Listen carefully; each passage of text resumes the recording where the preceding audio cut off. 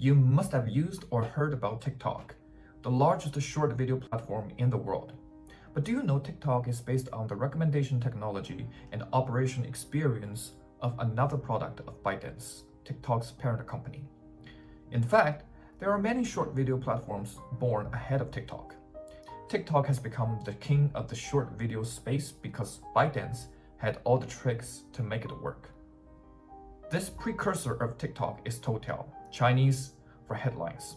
Created as a news app by ByteDance, Toutiao has become one of the largest media and information platforms in the world. It took the product only 4 years to acquire 100 million active users. The explosive growth of the app even brought legal issues to the degree that ByteDance was either on the court or on its way to the court. Toutiao's success was driven by not just the ByteDance recommendation technology, but also some tricks unknown to the public. Some of them are unique to China. Let's take a deep dive, and I will also show you some interesting stories from the early days of ByteDance. For example, can you believe that ByteDance once made a product called Get Pregnant If You Laugh Too Much? Welcome to China Labs. We provide high quality and interesting content about China, companies, business stories, social conventions, Chinese culture, etc. This is the second part of our ByteDance and TikTok series. If you're interested in the stories about how the founder of ByteDance and TikTok found his way to building this legendary startup, feel free to check it out. Also, subscribe to our channel so you don't miss any incoming content. If you are interested in any Chinese companies or brands or cultures, feel free to leave your comments. In 2012, after the Chinese New Year festival, Yiming Zhang could not wait to meet Chung Wang, who was an investor representing SIG. Now, SIG is an investment group with venture capital businesses in China. Chung knew Yiming when she invested in Kuxun, a startup Yiming used to work for. Yiming and Chung met at a coffee shop in Zhongguancun, which is basically the Chinese version of Silicon Valley. While chatting, Yiming took out a napkin and started drawing product prototypes. Interestingly, Jeff Bezos also sketched Amazon's growth strategy on a napkin. Chung did not 100% understand Yiming's idea of building a mobile information platform, but she did not hesitate. Early-stage investment is mainly about the entrepreneur and the big picture. Of course, Yiming was an excellent entrepreneur and mobile was the future. Therefore, Chung decided to make an investment. This investment deal eventually made history. Years later, SIG remained the largest institutional investor of ByteDance when the startup's valuation rose above $100 billion.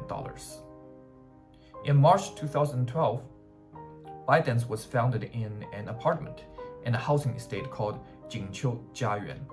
The apartment had several rooms and cost $3,000 per month. It's worth mentioning that 36K, one of the most famous new business media platforms in China, was also operating there. Well, it's safe to say that this housing building is the most amazing incubator in China. The apartment office offered a free family-style working environment. Employees would wear t-shirts. The CEO was just steps away from everyone's desks. Cooks would make delicious food, which would often distract engineers' attention. ByteDance's team was small but good, as most engineers were one of 100 programmers. However, some great engineers declined the job offer because the environment was a little too easy and slack, and also because some of ByteDance's products were just weird or even embarrassing. Well, why was that, you may ask? The first batch of ByteDance apps actually was filled with funny pictures and hilarious memes. Take a look at the names of the apps. Hilarious goofy pics implied jokes, nice pics implied cartoons, I'm a foodie, super funny gifs, get pregnant if you laugh too much. Well, you cannot blame a programmer who would decline ByteDance's job offer when the product of the company you would work for was actually called Get Pregnant If You Laugh Too Much. Anyway, you may have your opinions, but most people would love to have such an app to serve entertainment purposes. Among these meme aggregators, implied jokes was the big one. It attracted millions of users in months. The app grew fast and became the most popular app of ByteDance in its early stage. Unfortunately, the authorities shut it down due to insufficient content moderation. After initial exploration, Yiming and his team were trying to come up with a product with bigger ambitions. 今日头条, which means today's headlines, was born. For simplicity, we will refer to 今日头条 as just Toutiao, which means headlines in English. Yiming was determined to adopt a recommendation system and therefore hired a bunch of tech experts from other big tech companies like Baidu, which is the Chinese version of Google. Let's talk about the recommendation system for a bit, as that is the core of Toutiao, TikTok, and other products of ByteDance. And actually, such technology has grown to become widespread over the last decade, from streaming on Netflix to shopping on Amazon. There are two main drivers of a recommendation system. The first one is directly based on your personal data. For example, if you often hit the like button for dog-related videos, it would indicate that you like dogs, and the system would push dog-related videos in your direction. The second one is based on the data of other people. Say you like videos of computer programming, and if people who also like such videos usually like gaming videos, then the system will infer that you like gaming as well and recommend gaming videos to you as a result. On a high level, a typical recommendation model would collect your personal data, your interaction data, location data, browsing history, etc., conduct a big data analysis, and perform completely personal recommendations. With such understanding, there are three things you might need to know about Toutiao. First, Toutiao is not just about news or entertainment, it's about just everything on the internet.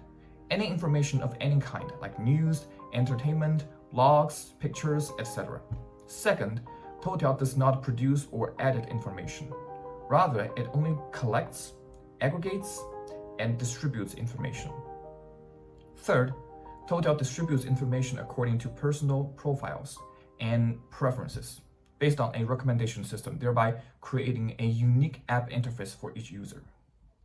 Such recommendation-based information feeds offer users a superb experience since you don't need to bother searching or managing information. News and entertainment that you like just keep coming at you. Toutiao had a successful launch, and users started flowing in. However, investors were not buying it. The investors that passed the opportunity to invest in ByteDance Series B funding were like the Hall of Fame in the Chinese investment community, such as Sequoia China, Zhenfang, GGV, etc., and they gave similar reasons. The founder is not aggressive enough, and the news distribution sector is way too crowded. They didn't think the recommendation system would make any difference. At this critical juncture, Chung Wang brought in DSD Global through her contact in the US. Now, DSD is one of the top venture capital firms in the world. It rose to fame for its early investment in Facebook. With Yiming's first-rate entrepreneurship, great prospects of the recommendation system, and solid operating data, DSD made a quick decision to lead the Series B investment in ByteDance. Interestingly, the person representing DSD to invest in ByteDance will later become TikTok's CEO. That's right, that's the man who made headlines this year by sitting in front of US politicians for hours answering tough questions. Shou Zichu. After that, ByteDance and Toutiao rose to the moon. In 2014, Sequoia China led ByteDance $100 million USD Series C funding, valuing the startup at $500 million USD. In the second half of 2016, monthly active users exceeded 100 million. In 2017, daily active users exceeded 100 million. And ByteDance's valuation reached $20 billion by completing a $2 billion USD funding round. On the other hand, collecting information from other websites runs copyright risks. Consequently, Toutiao was facing lawsuits all the time. The besieged ByteDance tried to get out of this content issue by cooperating with official news websites and building a WeMedia platform called Toutiao Hao. Hao means account in Chinese. It's said that some bigwigs behind the curtains even stepped in and resolved the issue as well. Well, anyhow, Toutiao was there to stay. Toutiao was so successful that people started calling ByteDance Toutiao as a company. Recommendation is the key black magic. However, it takes other tricks to make sure people use a good product and the company can make money out of it. Let's talk about user growth first. ByteDance would spend money on ads and direct users from its existing apps like implied jokes to Toutiao as well. But there are some interesting practices with Chinese characteristics. The first one is app pre-installing. This is not just cooperating with mobile phone producers who would pre-install certain apps before shipment, but also includes cooperating with phone distributors and retailers who would unpack the box containing the brand new phone, install certain apps, and repack the box. ByteDance used to be one of the largest buyers of such pre-installing services. Such practices are not uncommon for many low-end Android phones in China. Some consumers even complain that a new phone they just bought has more than 50 apps pre-installed. Crazy. Even so, most pre-installed apps will be deleted upon first use, but Toutiao would tend to stay because this app just keeps pushing information users want.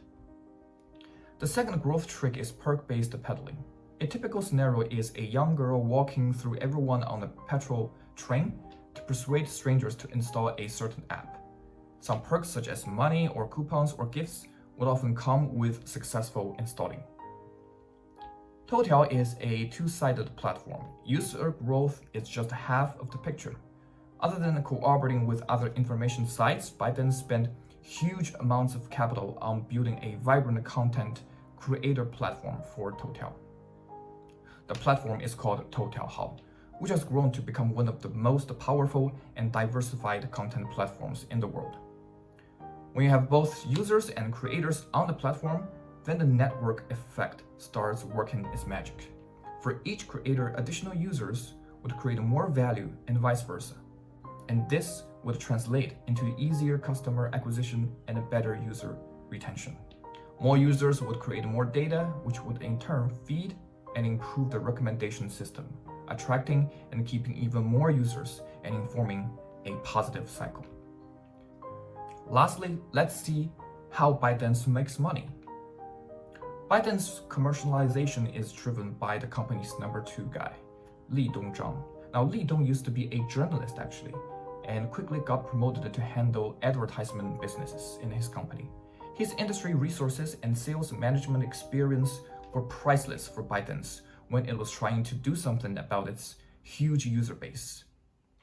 On the product side, ByteDance information feed ads coupled with its recommendation system substantially reduced users' aversion to ads.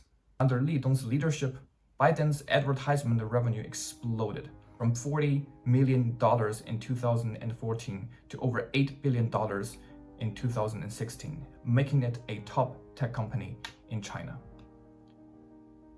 Toutiao was the first growth curve of ByteDance, taking the young startup to a $10 billion valuation. In 2015, ByteDance's annual party was held on Okinawa Island.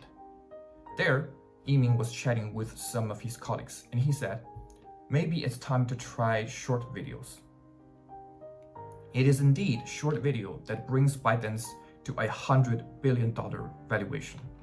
In future content, we will explore how TikTok was born and how it took the world by storm. Subscribe to our channel, share our content with your friends, and stay tuned.